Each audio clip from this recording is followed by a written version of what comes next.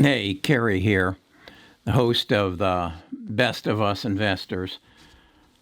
I've been in the investment business, financial planning business for over 20 years.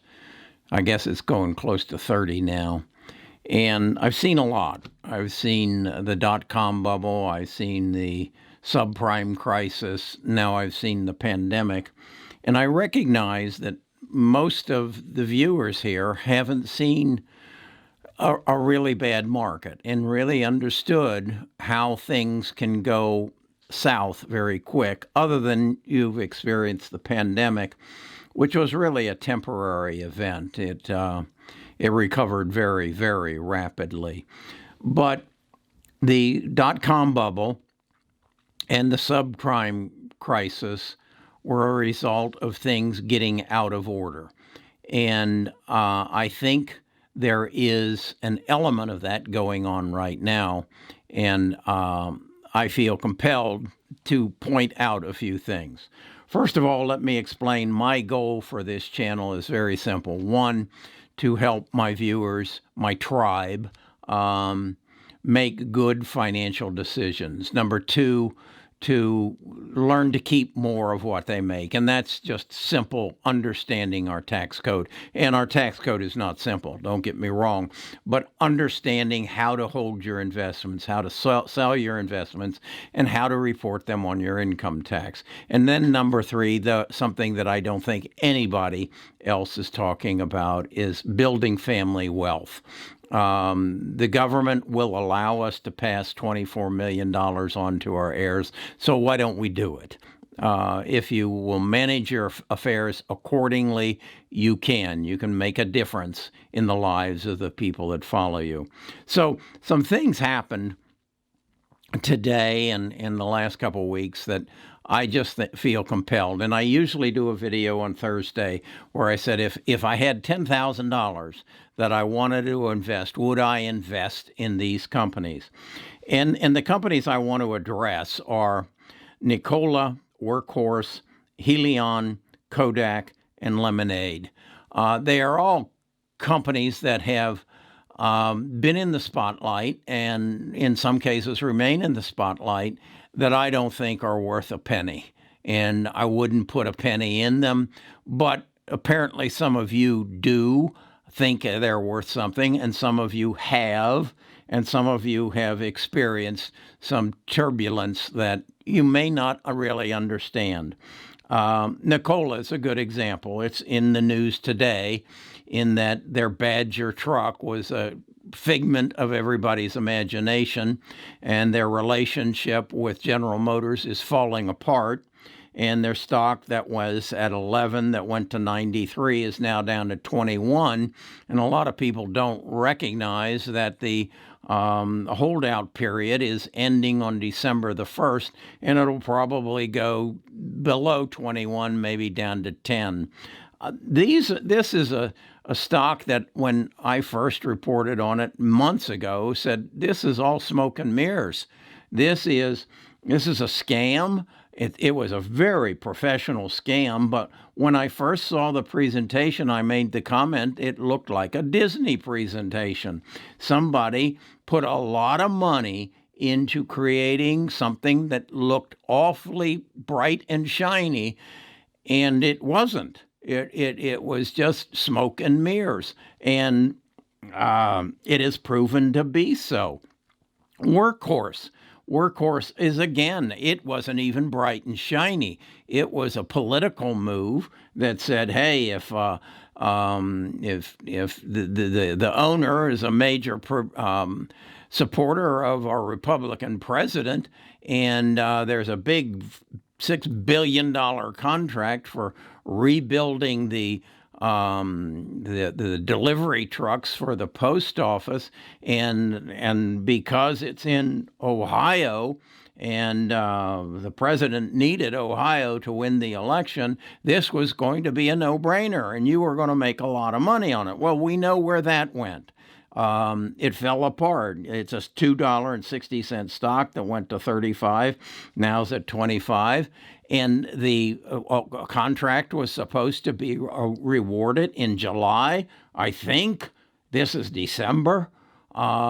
This is all smoke and mirrors. This is all these things. I talk about sometimes the wolves of Wall Street. These aren't even the wolves of Wall Street. These people are what used to be the carnival barkers who used to lure you into the state fair and tell you to come in and see the tattooed lady and the bearded woman and the 7'6" man and the dog eating cat or whatever.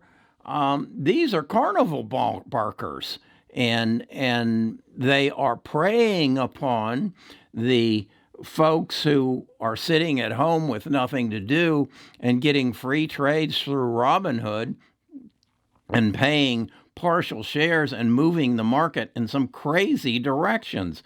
And then you've got Hyliion.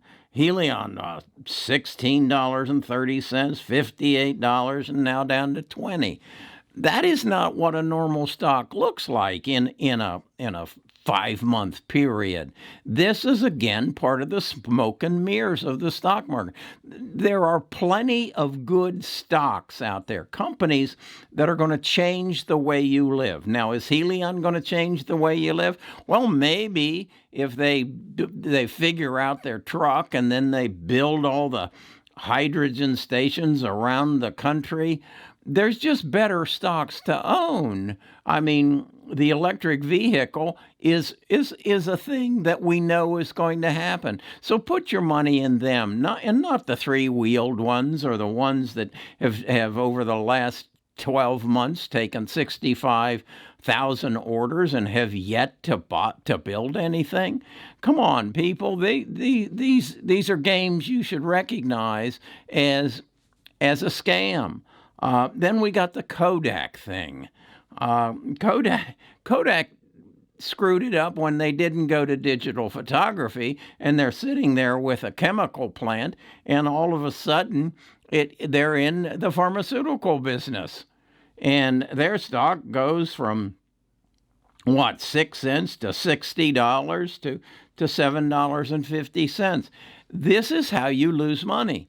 I remember when back in the dot-com bubble, everybody was just throwing their money at anything that said .com, and the fact is, it was smoke and mirrors. It was a scam, and when there's money involved, there's somebody who's going to put their money down and get caught up on it. I mean, how many of you go and buy a lottery ticket every week and just give your money away? How many of you go to a casino?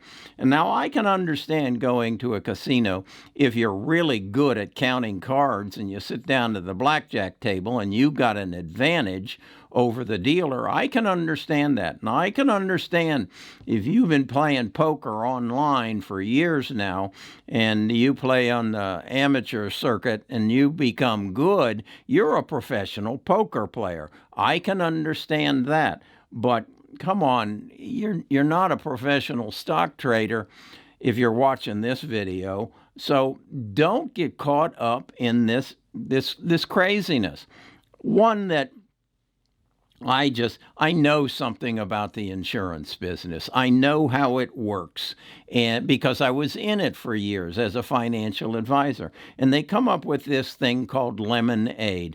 They're not even an insurance company. They're an insurance broker. That is, they take your money for your rental insurance and they sell your contract to someone else. That's the same as an insurance broker. They're not a bank.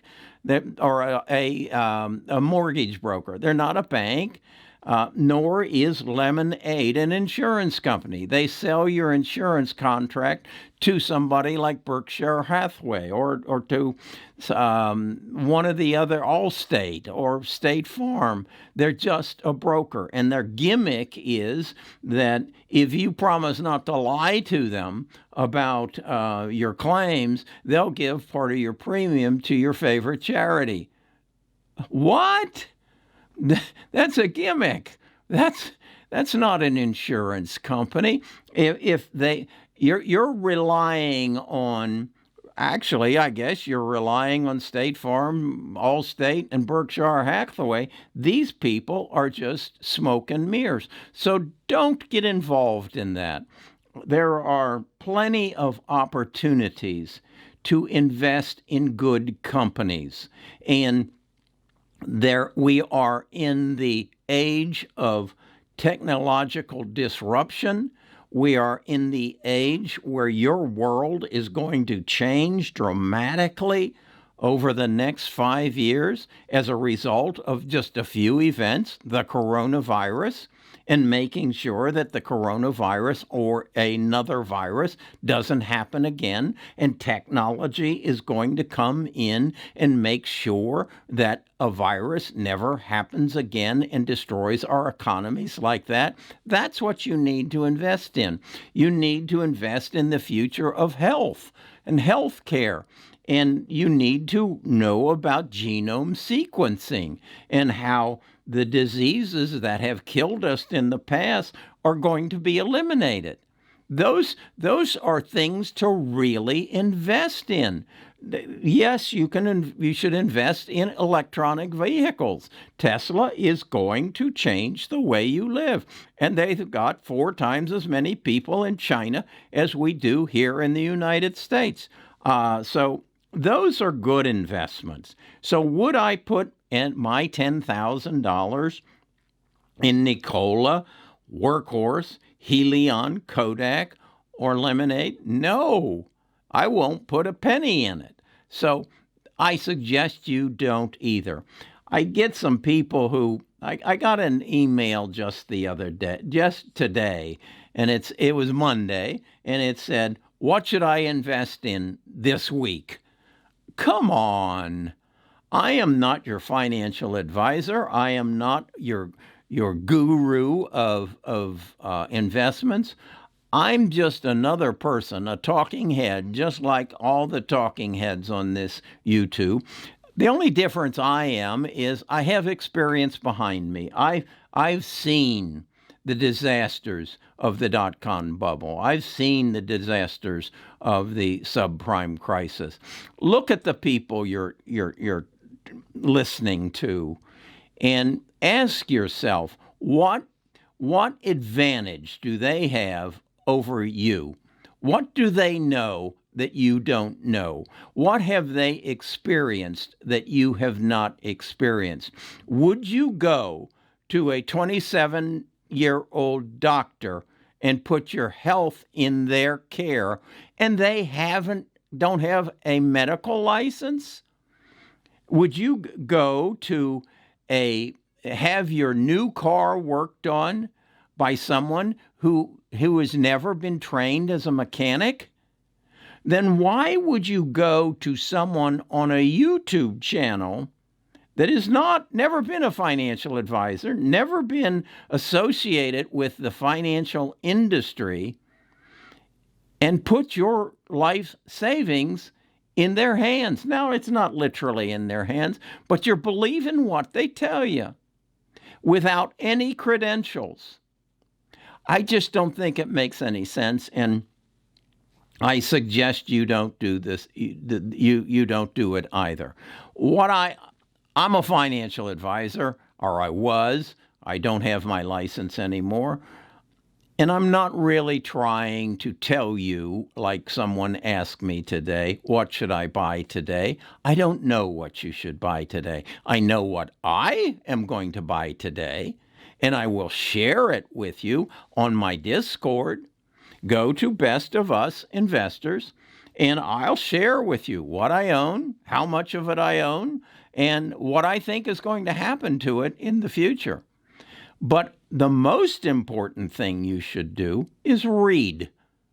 Take the knowledge of experts and read and understand the market that you're in. And for God's sakes, don't ever write anybody on YouTube and say, what should I buy today? Because they just might tell you Nikola, Workhorse, Hyliion, Kodak, and Lemonaid. And you too can lose all your money.